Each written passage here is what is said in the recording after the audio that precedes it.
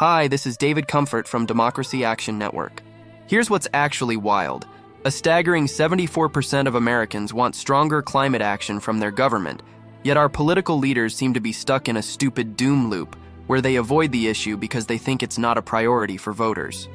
What if I told you that this disconnect is not just a political miscalculation, but a deliberate strategy influenced by the fossil fuel industry's massive propaganda machine? Senator Sheldon Whitehouse has been vocal about this for over a decade, delivering 300 speeches on climate change in the Senate. He argues that both Democrats and Republicans have failed to confront the fossil fuel giants effectively. The fossil fuel industry, with its $700 billion annual subsidy, essentially a free pass for the health and environmental damages it causes, has run a massive denial operation that has skewed public perception and political action.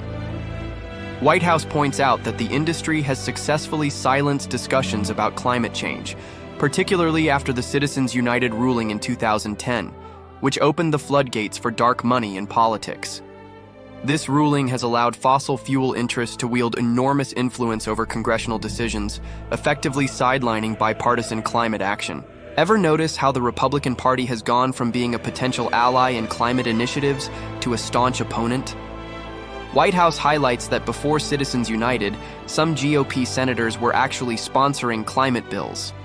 Now, they seem to have turned a blind eye to the impending climate crisis, prioritizing short-term profits over the long-term health of our planet and communities.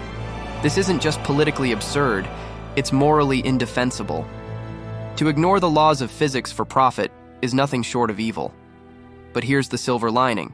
The American public is ready for change.